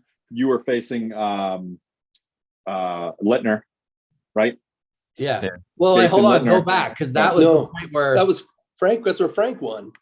Yeah, that was no. Well, yeah, I won. No. I was saying Demmer was playing against Jason. Oh yeah, and then Maddie and Frank, you guys were playing against each other, and then whoever won those matches were going to the gold medal match. Whoever lost had to shoot the bronze medal match in front of everybody. Yeah, sitting there, like biggest mistake of my life, dude. I should have told him right away. You realize this isn't the bronze medal match. I didn't say a word. I just left it play out. We get to the end, and he's like, "Oh man, I'm so excited! I got the bronze." I'm like, "What?" Like, no, dude. Cool. Gold medal match. You gotta go shoot against Demmer. He's like, "What is it go?" That's when I was most scared. Right there, I was like, "No, dude." I was like, I just looked at him like, "Damn it! I should have showed you. I should have told you that 4 ends ago." I shot my arrows in the dirt. Yeah. But I'll be honest. Like, even coming at the end of our match, like I didn't come out of our match feeling like I shot bad. I still felt like I shot good. And going into the match with Littner, it just made me more determined. I was like, "Oh, all right, I know where I need to improve."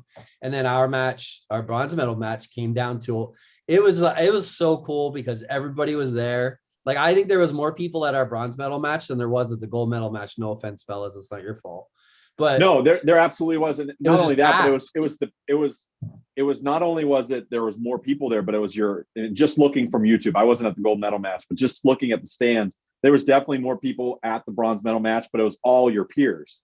Right. So yeah, the stands were packed with like the other classes gold medal match, the people that wanted to watch those classes, and like everyone was sticking around for the bronze medal match and then piecing out and trying to get on the road. So yeah, so talk about that. I mean, you shot well. Dude, it was just so much fun. And we were, you know, up and down, waiting for other people shooting. And, you know, Jason's a good guy. He's been in the game for a long time. He looks like Richard Gere. I mean, I don't, he's just, but yeah, good dude. And our match was good. Like it was head to head. And it came down to a tie again. And then closest in the middle. That was my third match that came down to a tie, and I literally got him by like 1/4 inch in the 9 ring. So wow. and ended up taking bronze, and it was cool. It's a ton of fun, and it was just last year I came in 4th, so it wasn't, you know, I'm not that far. I'm still I did better than I did last year, but or was it 5th? No, it was 4th last year for the Open. 4th. Yeah, you got 4th. And thanks for reminding me, Robert. Oh, you beat me both years, so But you know, it just, man, that was without a doubt just fun, and doing it in front of your peers and just having everyone so just supportive. And after like the long weekend and dealing with some other crazy stuff that like kind of made things frustrating at times, like it was just so cool to see everybody. I mean, both of us wanted to win, but at the same time, like it was just, we just had so much fun, you know. And I can't emphasize enough for people, like, put your time in and work as hard as you can and try to get into that situation, like to Go put yourself in uncomfortable situations, right? Yeah, I like think get out of your comfort zone. You know, I think Donnie Vincent said it, in order to experience magnificent things, you need to put yourself in magnificent situations. And that is one of them. Shooting in front of your peers, the entire barebow community, which we try to support as much as we can, and be able to shoot in a medal match, whether it's the US Open. I mean, the US Open is this really, really cool, awesome, made up competition. It's what it is. In my opinion, it kind of like for me, it's been the highlight of some of the stuff that I've done 2 years in a row. But it's just different. It's a different feel. And you know, like, you guys like concentrate on trying to get to that point, because it lights a fire in you that I can't explain. It's awesome. Yeah, it was a pleasure watching you shoot. That was really cool watching you turn it on there at the end. That was really neat. I was shooting with some crazy confidence. I don't know if I've ever shot with that much confidence before. That was great. So cool. So Maddie, Demmer, let's talk about your guys' match. So you guys have a couple hour delay, have to kind of cool off there, got to hang around under the trees, wait for your gold medal match. Maddie, were you nervous? Were you anxious the whole time, or did you have waves of anxiety? How'd that go for you? No, it was, I was pretty anxious and nervous right from the start. Like I said, once Frank said, no, you're going to gold medal match, I was like, oh, I mean, it really was like, oh no, like now what, you know? And I told Demmer, I had no idea. I know Demmer's been on the stage before, and I was like, all right, so what do we do? Like, I have no idea what to do. Like, what are we going to do? You know, where do we stand? And they, you know, it's like being on a talk show. They literally walk you through every phase of whatever it is we're doing. They're telling you where you're going to stand. They tell you where you're going to go. They tell you that your coaches are going to go out first. I mean, everything. But besides that, it was at least 2 hours of sitting there in the heat. I had a stomach ache. I was thirsty. I was hungry. I was miserable being outside. And even Demmer said it. He's like, I'm just spent. And we both were. We were exhausted. And so I think the time alone just calmed me down. Just sitting there, we were just hanging out. We shot a few ends of arrows in practice. We didn't go crazy. And but I think I toned down just because we had a lot of time to kill. Yeah. How about you, Demmer? Yeah, I thought we were gonna shoot at like 3. I think that was the first time someone said that we're gonna shoot at 3. And then they told us that we're gonna be the last ones. And I think we got done. I don't know what it was. It was like 12:30. And man, it just seemed like it was taking forever. It was like it's 3 o'clock and they didn't even start matches yet. And we're like, oh gosh. Or maybe it was 2:30 when they started matches, but it's like, this is draining. It sucks. I think that part of it kind of sucks, that you just can't keep rolling through. It's a momentum killer. It's a emotional killer. It's tough. It's very hard to stay motivated and focused, especially on a nice hot sunny day. So yeah, my focus was just not to get dehydrated because we had a long time. And when they first told us what time it was, we are like, okay, we don't have enough time to get food. And then it was like, we're going on and on and on. We're like, okay, I'll grab something from the food truck. Nope, no food truck. Oh, no kidding. Yeah, there's no food truck.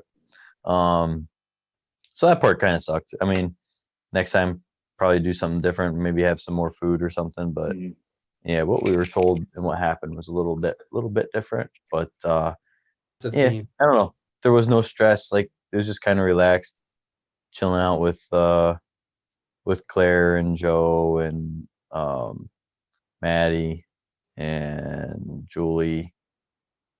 Yeah, and Dan Weiss. Yeah, it was just, That's cool. and Frank joined once in a while. I was all over the place. So you guys show up, you walk out there, anxiety's high, Maddie, I'm sure. You're walking out on the stage. You have Justin Hewish as your coach. You had Claire Z as your coach, John. You guys step up, start shooting your first end. Demer, you pulled a Demer there on your first arrow. Yeah, it's funny. So you only get 20 seconds, and then as soon as you shoot your arrow, the next person's 20 seconds starts immediately.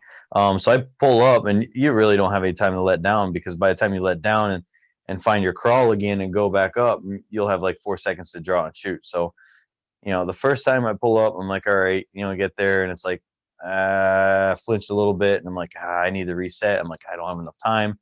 All right, let's just put it back in the middle and shoot a good shot, and flinch again. And at this point in time, it's like, all right, you freaking idiot, just hit the dang target now. Because you're running out of time. I shoot it. The announcer doesn't call the score. PJ. And I turn around to Claire. I'm like, what? Are they too embarrassed to yell 3? You're They lucky thought I Claire shot a could even 3. I'm like, see what? Are it, they John. just too embarrassed to call That's it? funny.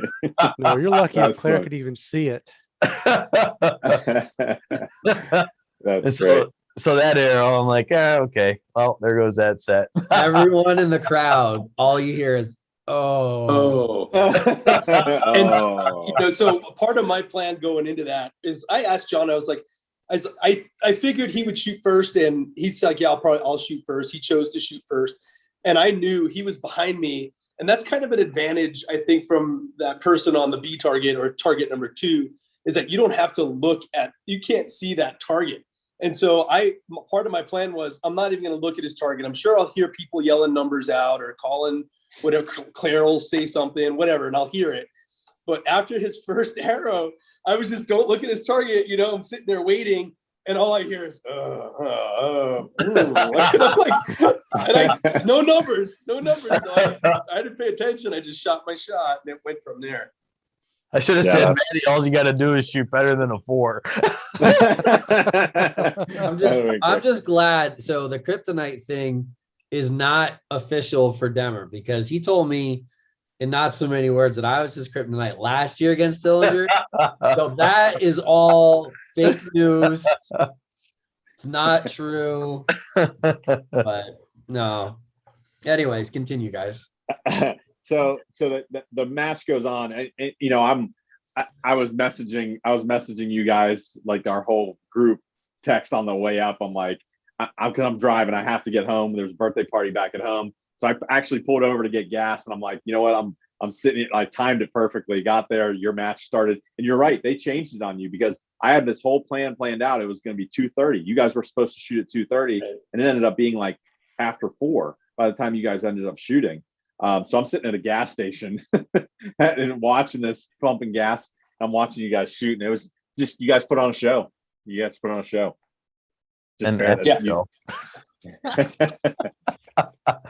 But so Maddie, I mean, coming into the last end, I mean, do you have any idea, like, what's happening at that point? Like, were you paying attention to where the set points were? No. And so what happened was, I knew I won the first set. Just from what Justin told me, you won the first set. I knew going into the second set that I had to just my goal was to not make myself look like an ass. I told John, I was like, dude, look, we know you're going to win. I said it just like that. I was like, I just don't want to look like an idiot, so. That's some passive aggressive mental games there. I know right there. That's just wanted to reverse get it over with. psychology, dude. I'm not Pure deluded, Strong middle game right there. but I don't know if I never had a serious conversation with John about this, but like I don't know, and you don't have to answer this, John, or respond to what I'm saying, but I think I know for me, when I shot against Carl was my 1/16th round. I went into that match a little too confident, and I was lazy with my shooting, thinking, all right, no problem, I'll just get through this match. And Carl put it on. That match was the hardest match I shot.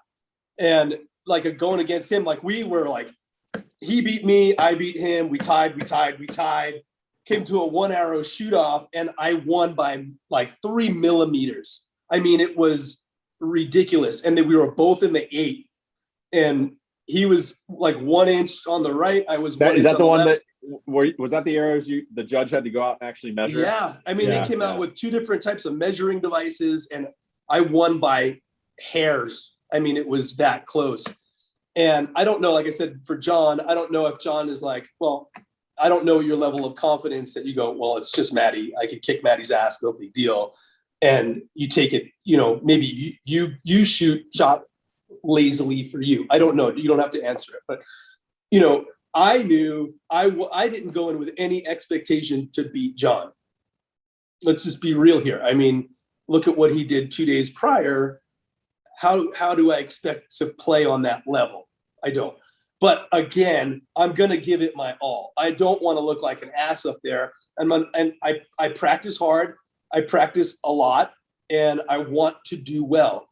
And I spent a lot of mental practice leading up to that day, to the point where that day literally I played that day in my head months ago, having Justin Hewish in my box and me shooting a gold medal match and winning, and against John. I mean, I literally played that out months in advance, and it's a wish in a way, but at the same time, you visualize that over and over and over again. And in a way, it kind of comes true, right? It's a wish to go like, I would, yeah. And I just kept, I mean, I got really emotional when Julie and I walked back to the car, and, she knows me, and she got really teary eyed, and I did too, because I was trying to explain that to her. I'm like, I sat there and had a conversation with a friend of mine, Jordan, that I shoot with at the archery range, a compound shooter. And he goes, "You're going to beat that guy, Demmer?" I'm like, I can beat him. He's like, he's really good. He's the guy that's got the nose tape, right? He's got the, and I'm like, yeah, that's it. I said, I think I can beat him, but you have to not be, what's the word I'm looking for? You need to believe it. You can't be delusional, right? I'm like, I'm not going to go and I'm going to kick his ass. No, I know how I shoot when I shoot well, and it's good enough, right? And so I visualized that exact scenario. And I remember telling Julie at the car, I'm like, babe, I literally, every part of that I visualized, and it came true. And I just can't believe it. And I got so choked up and so emotional. And then, Matt, to answer your question, which was, did you know what was going on? No. So I couldn't see the scores being flipped. And I had no idea we were tying. And if I won that match, that I would actually win.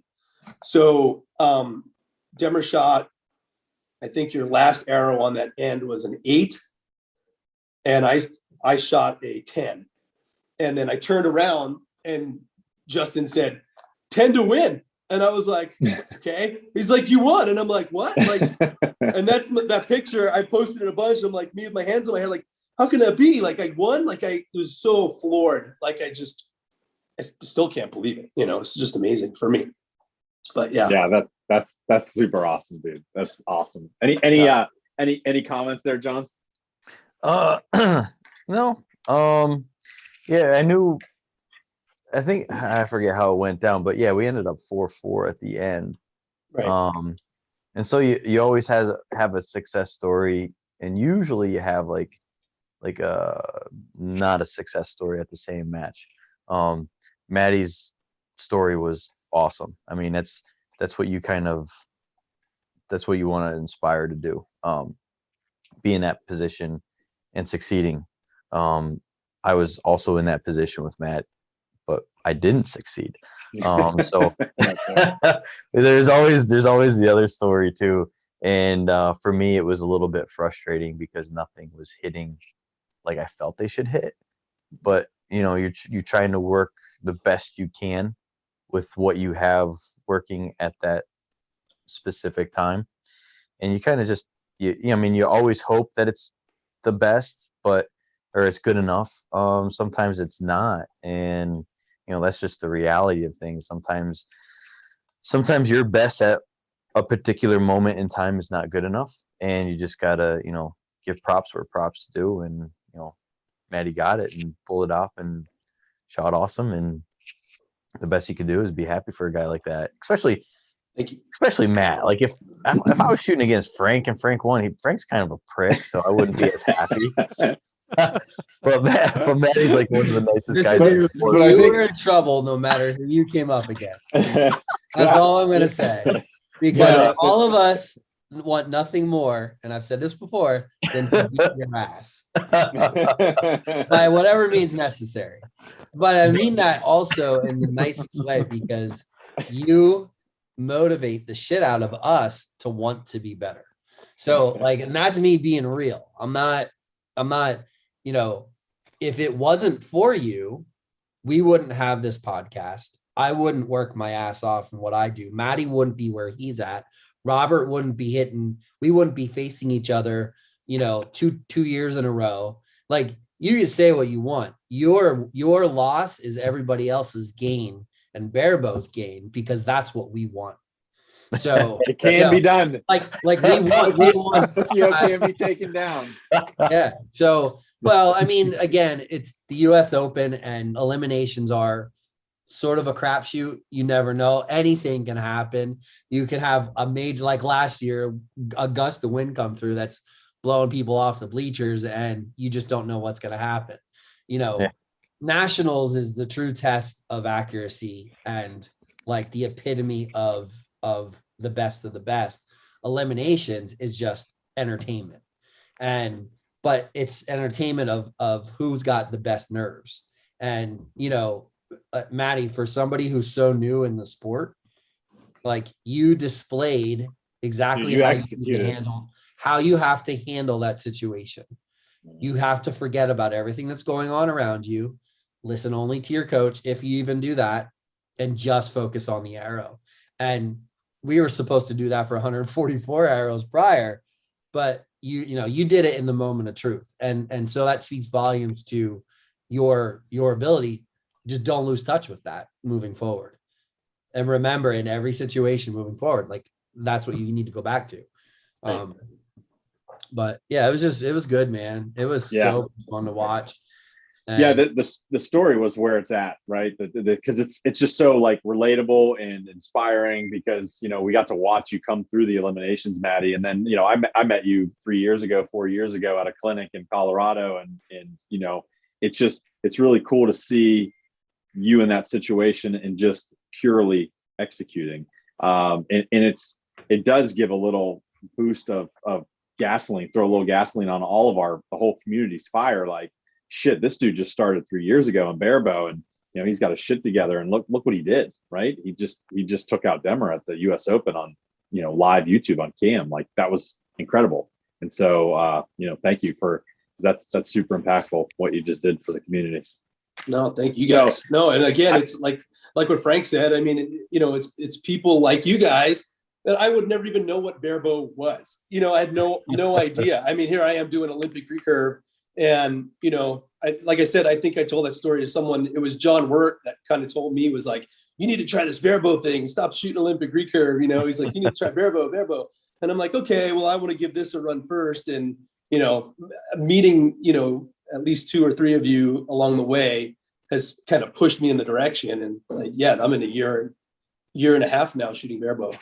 No, year and a half, man. That's You've awesome. you've come a long way since the day I met you peeing in the urinal side by side. Or not. So, I Dan. mean, and you also, Maddie, you went right for where do I need to get the information? What do I need to work on?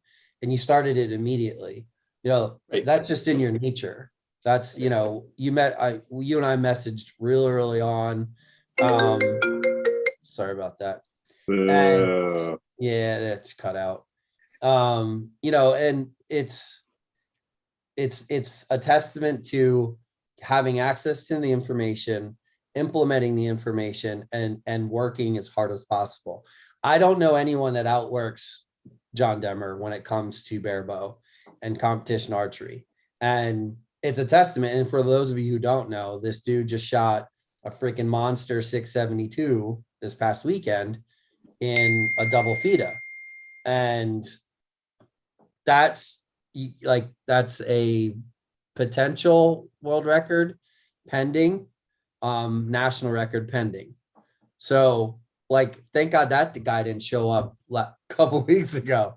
But you know, like you had access to information, you went for that information, and it's a testament to your drive to get to that point. And again, for the rest of the people out there, if that's what your goal is, then put in the work. Right. And you can't just say, I want to do this, right? You have to have a plan, and you have to really implement every part of that plan. I don't shoot once in a while. I shoot as much as I can. And if I'm not out there shooting, I'm antsy. Oh, I didn't get to shoot today. Or, you know, if I want to shoot, I got to go right now. Like, I have to make time to go do that.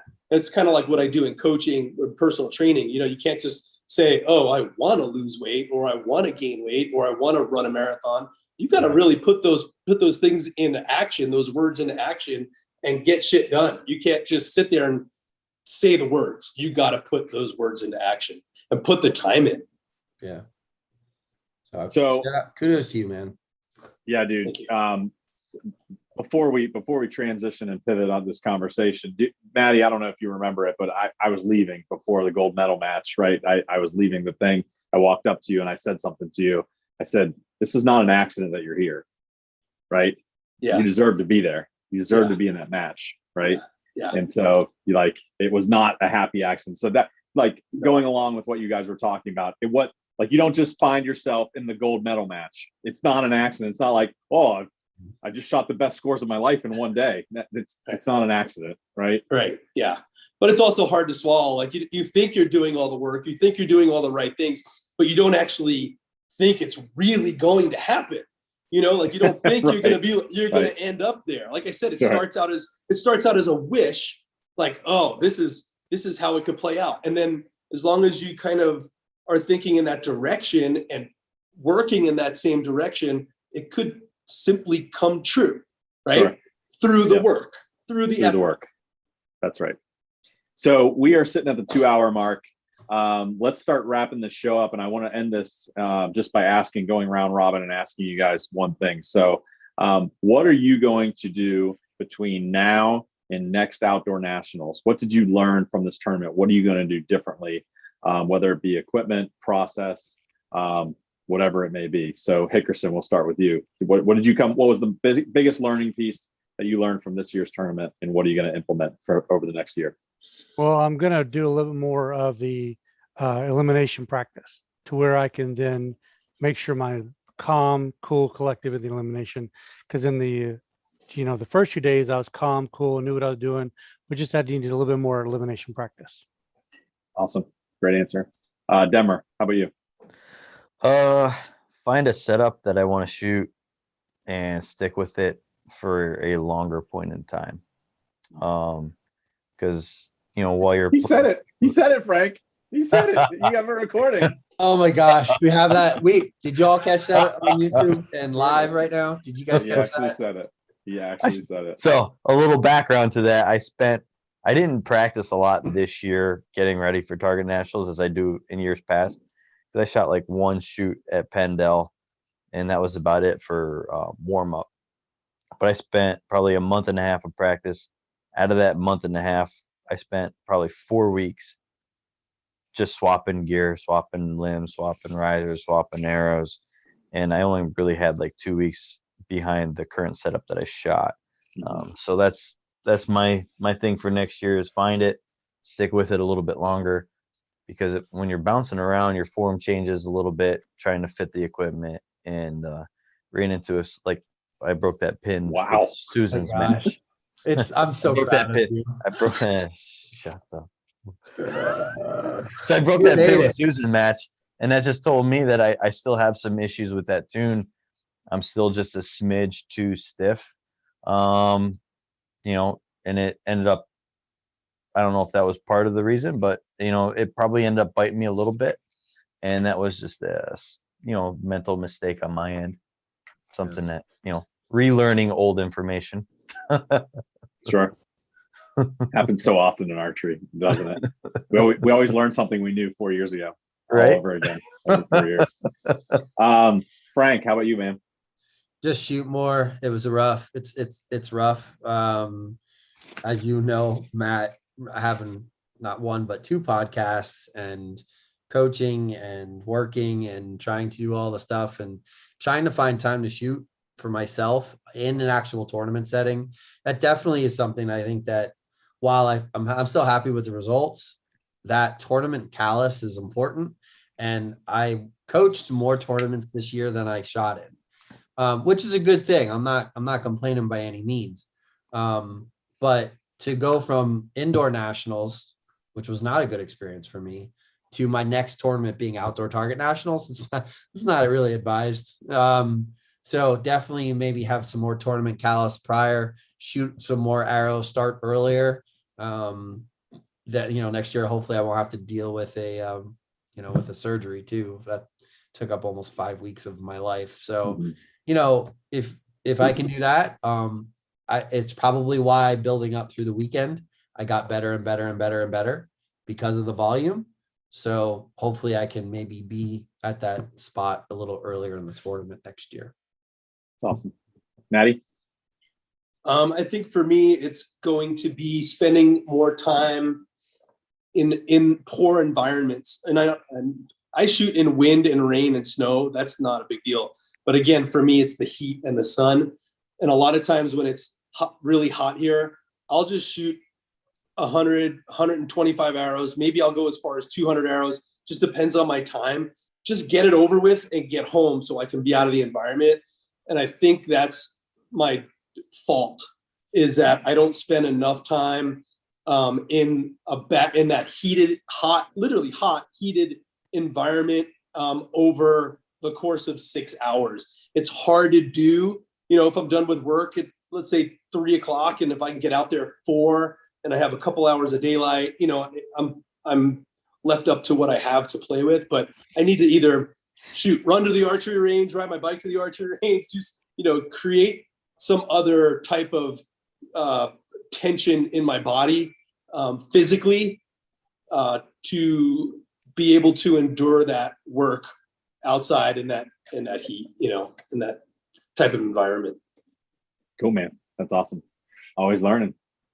Well, it's great. We're right at 2 hours. Thanks, everybody. Matty Yaka proved that Tokyo could be destroyed. That is what all the Godzilla references are. And I think I want to end this podcast here.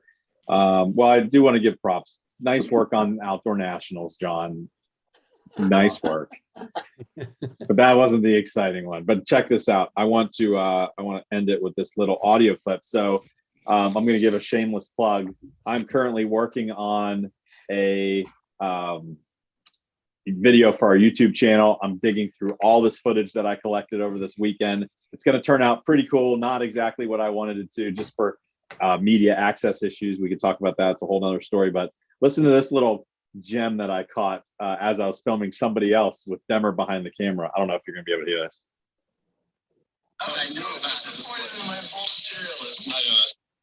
Did you hear that? Could you hear it? One more time. It's Oh. Demmer laughing, going, I was so disappointed in my bowl of cereal this morning. This is right when we handed him the Crunch Berries. All right, everybody. Thanks for joining us on this podcast. All you guys on YouTube, thanks for sticking with us. There you go. Crunch Berries falling all over Godzilla. My gosh. That is the mojo. Get yourself a box of Captain Crunch with Crunch Berries before your next tournament. It's hunting season. That's a good midday snack. Crunch Berries. It's going to give you Demmer mojo. Yeah. Matt, Hey, thanks a lot, Matt. Yeah, Matt, Thanks, Matt. thank you so much for stepping in. And everybody, go check out the Push Archery on YouTube. Go to their Facebook page. If it wasn't for the push, I never would have got started in this barebow nonsense either. As long as everybody else. So please go support Matt and everything. And Matt and Tim and everything to Push Archery as well. Demmer, as much as it pains me to say it, congratulations. You deserve it, buddy. I know. Congratulations on national champion. We're happy for you. We're happy for We you. are happy. Maddie, congratulations to you as well. Yeah, Maddie's got a spot. Maddie's got the spot on his back now, baby. I was gonna say for all the weight Yes, that they're the gold lifting. medal weighs him down this way, it counterbalances the target that's on his back now. Absolutely. Absolutely. Yeah. Yeah, he said. Yeah. All right. This live feed's over. See you guys. Have a good night. Thank you. Uh, Oh.